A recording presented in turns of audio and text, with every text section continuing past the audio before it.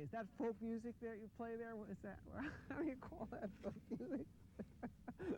I think it was Studs Terkel who asked Big Bill Brunzi, did he consider his blues music to be folk music? And Big Bill says, well, never heard no horse.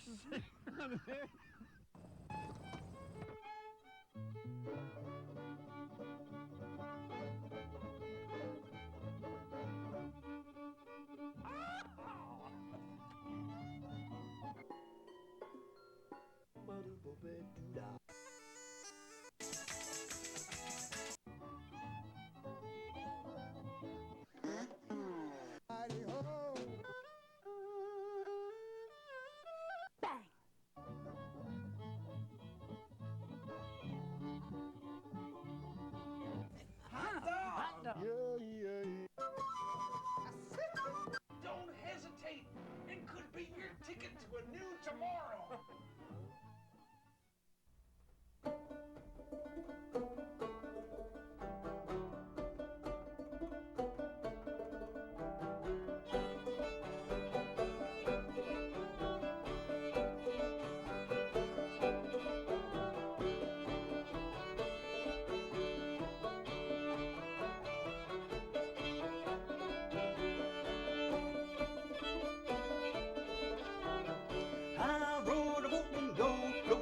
On the Ohio, the boatmen dance, boatmen sing, boatmen up to everything. When the boatman gets on shore, spends his cash and he works for more. Dance, boatmen dance, dance, boatmen dance. Go dance all night till the broad daylight. Go home with the gals in the morning.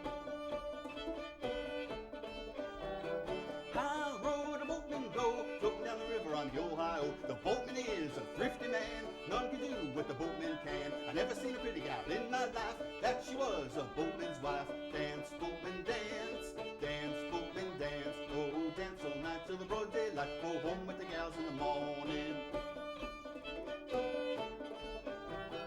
High road, a boatman go, floating down the river on the Ohio. And when you go to the boatman's ball, dance with my wife, don't at all. Sky blue jacket with a top woolly hat, look out of balls for the nine-tailed cat. Dance, boatman, dance, dance, the boatman dance. Go dance all night till the broad daylight. Go home with the gals in the morning.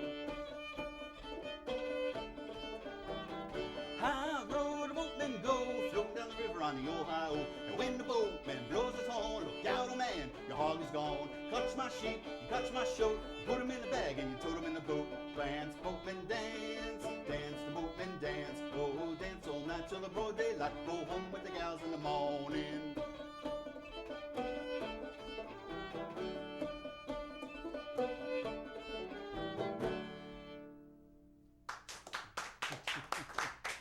All right. The show is Horses Sing None of It, and our guests tonight are Mr. Lemuel's Red Mill Serenaders. Yes, thank you. Which is Wes over here on fiddle, and later jawbone, yep. Which I'm really looking forward to. I've never seen anybody play a jawbone before. Okay. And Len on banjo and vocals. My pleasure, thank you. And also sitting in with us today is Derek Polzer, banjo maker to the stars. Well, at least to these guys. Well, we're very. I'm very impressed with his work. I mean, I've had a chance to play some really nice guitars over the past few years, and Derek's is right up there. The craftsmanship is really beautiful, and I can't wait for him to tell you about them. It's going to be great. So tell us about that first song you did. The Boatman Dance. Boatman Dance was written by Dan Emmett back in the mid 1800s during the Antebellum period, and precursor to Dixie. So so he came up with Dixie after that one. So yeah, really good song. Great. Get your feet stomping. Definitely does. What else would you like to share with us? We would like to play another song for you called Gwine Over the Mountain. So we'll do that for you right now.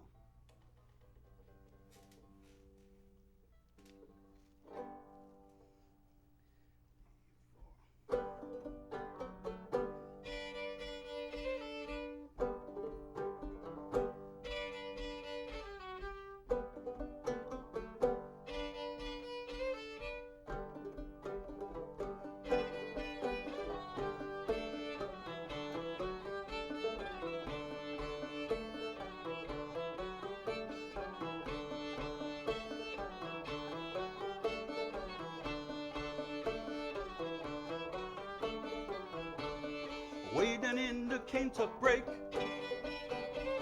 A boy he lived, his name was Jake. He picked upon the banjo string and sang the song that he did sing. Rero, my true love, come along, my darling. Fare you well, my Donna gal, I'm going over the mountain.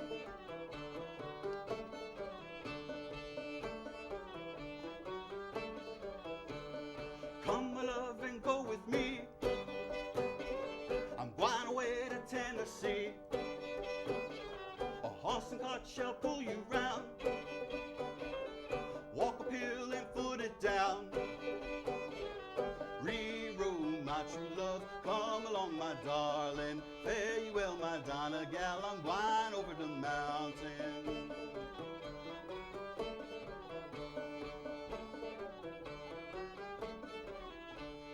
One kind kiss before we part. One more kiss will break my heart. Hitch your horse up to a rail. Make 'em fast, both head and tail. Rero, my true love, come along, my darling. Fare you well, my Donna gal, wine over the mountain.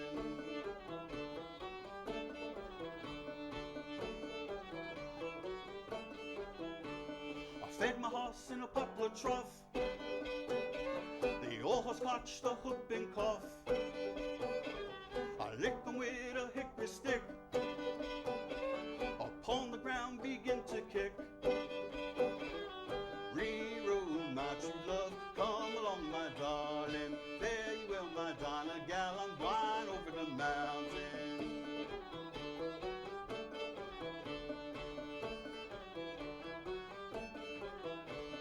I hitched him to a hickory limb. The horse could catch a hip in wind. And then I wrote the tanner a letter. I said the horse ain't getting no better. Rero, my true love, come along, my darling. Fare you well, my Donna gal, I'm going over the mountain.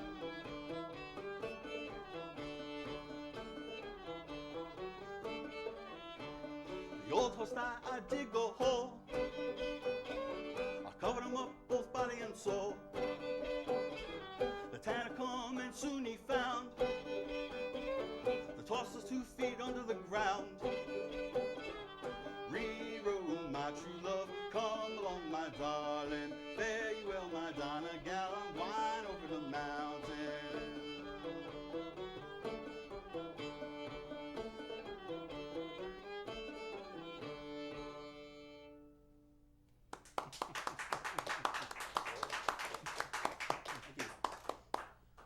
Maybe you could share with us a little bit about how you got interested in this kind of music. Very interesting story. I'm a classically trained pianist, and Wes and I belong to the 15th New Jersey Company A. It's a Civil War historical group, and we go out and we do parades and things like that. And what had happened was, after a July 4th parade, we all decided to go back to my house, and Wes's wife was sitting at the table, and we were talking back and forth and trying to figure out how I was going to find my niche in the Civil War community. And she had said to me, well, you're a musician, why don't you just play the banjo? And so I did. I went to work, and I had said to somebody who was around there, I said, you know, somebody's got to have a banjo somewhere. Somebody's got to have a banjo underneath their bed somewhere. And walking down the hallway was this guy and says, yeah, I do. So I had gotten my banjo from him, and that's how I started. And then just you know, went through the entire process of researching it and finding out, you know, who made banjos that were from the period, and it just took off from there. And self-taught, and we're just having a great time with it. It's great. Did you learn out of one of the period manuals? I looked through the Briggs instructor, and I looked through Buckley and Converse, And the one thing that I found that I really wanted to be was I didn't want to really be a technical banjo player. I wanted to really have pretty music. So I kind of did what a lot of the musicians did back then, and I learned it by hearing it and interpreting it. So you know, my playing is more done by what I hear, what I know, and by what I research from the composers themselves. Great. What else would you like to do for us? We've written a few originals, and I have. And this is a good opportunity to bring Wes's Jawbone out. Jawbone was an instrument that was used highly back in those days as a percussion instrument, and Wes will give you a better idea. It was an instrument that was actually started, they believe, with the African slaves, because these guys didn't have much of anything. Were not really allowed to own anything of any value. So one of the things that they did for their entertainment was to make music. They were credited with actually the beginnings of the banjo. I don't recall the name of the instrument that they brought over, but the banjo is accredited to the slaves coming over. And this was also one of them that was used. It's a mule jawbone, and the teeth are in there loose. They're, you can see here. They're continuous growing type of teeth, so as the animal chews, they keep growing, and that's why the roots are so big and large in here. So what they did was somebody figured out this thing makes a nice rattling noise if you clean it off and leave the teeth in. And you can also use it taking another piece of bone and then just stroke it, just like an early washboard type of Cool. instrument. So Well, the song that we're going to play for you is called On the Woodpile.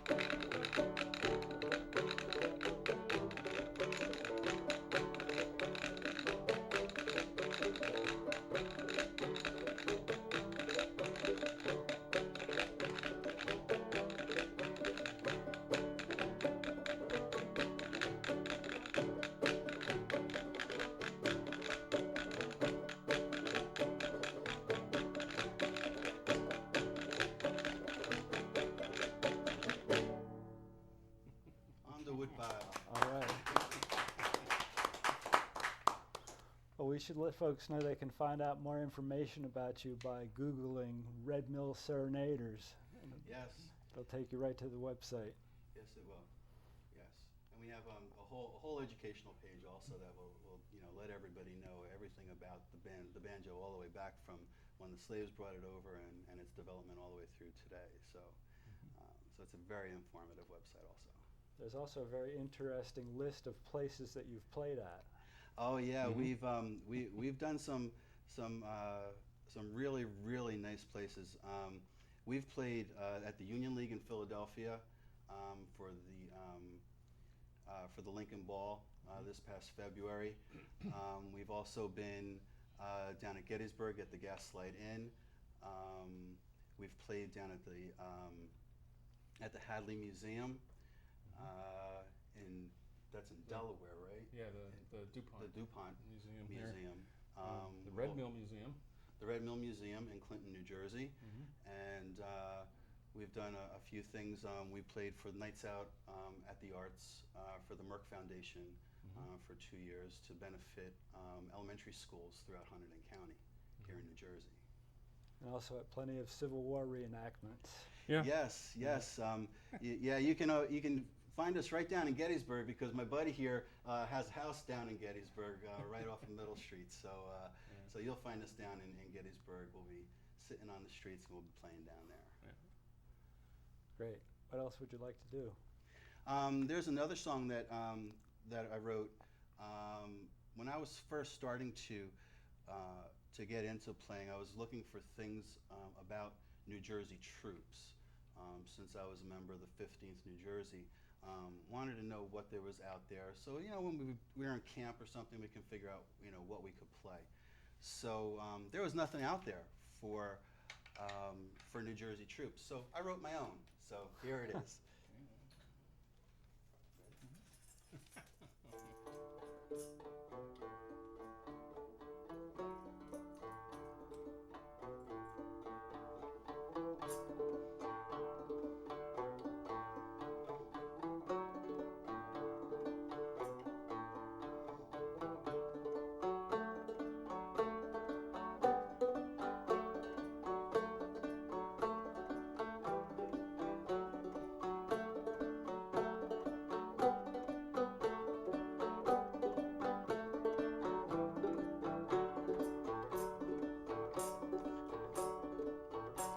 In 76 our fathers, they fought to keep us free. In 61 we're called again, come on and join with me. With old Fakani by our side, we'll fight that rebel crew. Remember we are Jersey men, we are the Jersey Blues. Hurrah, hurrah, we'll fight to keep us free. Hurrah, hurrah, in the land of liberty. Hurrah, hurrah, no matter what they do. Remember we are Jersey men, we are the Jersey Blues.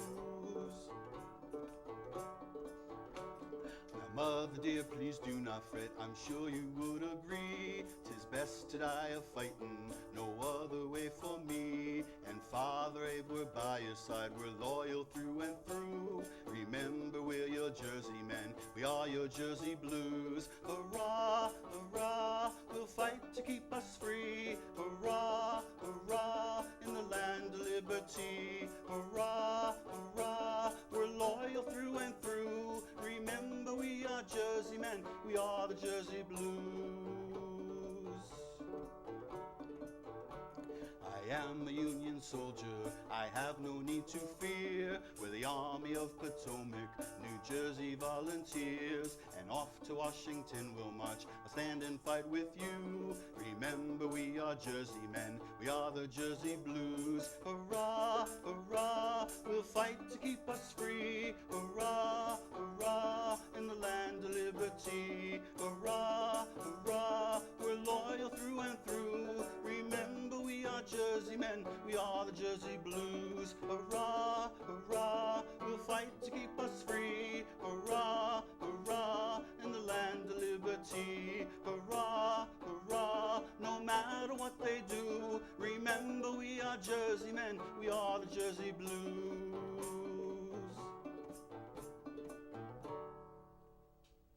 Thank you. Very nice. Beautiful. Thank you.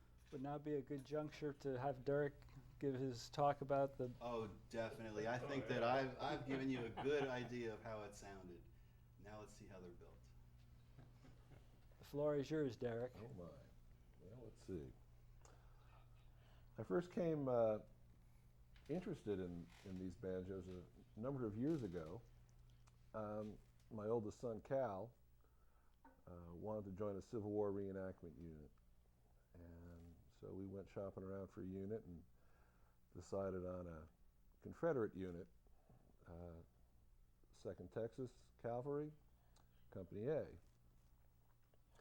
And being a banjo player, I started researching Civil War music and discovered this type of banjo.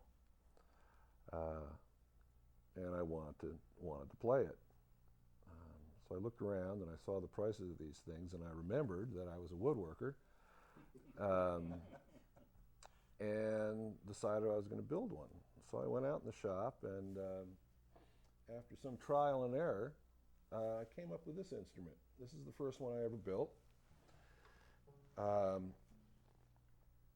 It is has a 13-inch diameter rim, which is standard for that time, anywhere from 13 to 14 inch.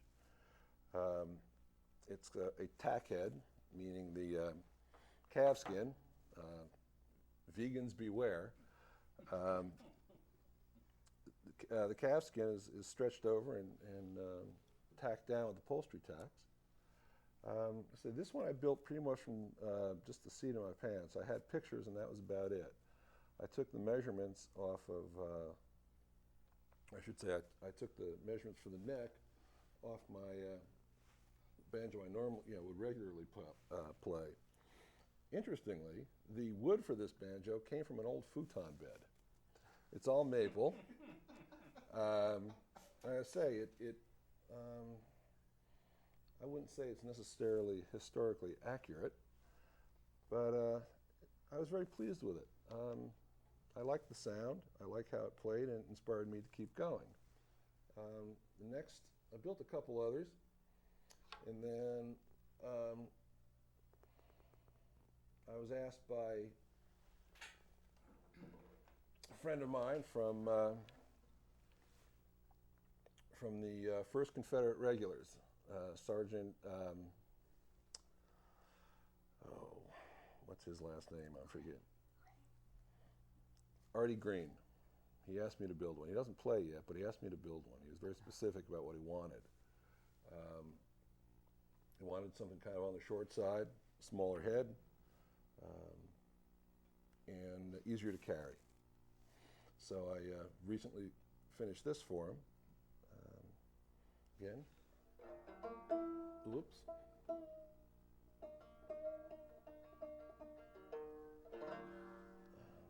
I'm pretty pleased with it. And then, at the same time, I built this banjo here for Len. It's a 12-inch rim. It's a tack head. Has the traditional double OG here for the 5th string, and it has the fiddle head headstock. This is probably a bit closer to being a bit more historically accurate, but that's kind of an interesting concept, historically accurate. Most of these banjos that I've discovered were just made by independent artisans, pretty much working the same way I did. There were a couple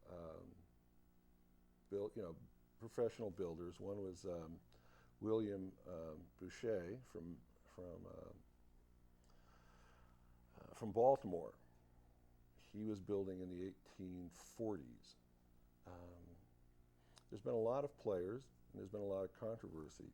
Probably the best known of the minstrel musicians was Joel Sweeney. He really popularized the instrument, and there was a controversy for quite a while as to whether he, it was said that he added this 5th string, the short little thumb string. It has been disproven since. There's a lot of paintings of early gourd instruments that were played by slaves, and there's the 5th string, this thumb string, is clearly visible. They guess that probably if he added any string at all, it was the bass string, the extra bass string. The original banjos had just 4 strings, 3 of them being the playing strings. Let's see, what else can I tell you about these things? They were very popular on both sides of with the soldiers of the Civil War. Banjo was the mid-19th century version of the guitar. It was the instrument. Everybody played one. The banjo has gone through a bit of an evolution. It started out as a gourd instrument, evolved into what you see here. And during the later part of the 19th century, as its popularity took off, a lot of companies started building banjos. They referred to them as the elevated banjo. They wanted to remove the instrument from its, as they called it, the plantation, from the plantation origins, from slavery, and started really modernizing it. Most of you, I'm sure, are familiar with a banjo like this. You know, it has a tone, you know, a tension hoop, hooks, some inlay, geared tuners, things like that. This is the type of banjo that you would have seen at the end of the 1800s, into the early 1900s. This particular banjo was built somewhere around 1915, believe it or not, in Brooklyn, New York, by the E.L. Bailey Company. Banjo, like I say, was a very, very popular instrument. There were many variations of the banjo: banjo cellos, mandolins, banjorines. There were even banjo orchestras. Eventually, it evolved even further into what most people think of would be the bluegrass banjo with the big resonator on it. Probably the most famous one's the Gibson Master Tone, known to a lot of us as the monster tone because it's so loud. That's pretty much it. So I Do you want started. to let people know how to get in touch with you? Yeah. Can I give my my email? Sure. Because I don't have a website as of yet. Email will work. Pardon? Your email will work. Okay. It's they can reach me at pinenotred@yahoo.com. That's pine like the tree, not like you'd put in your shoelace, and red like the color. pinenotred@yahoo.com. How about some more music, boys?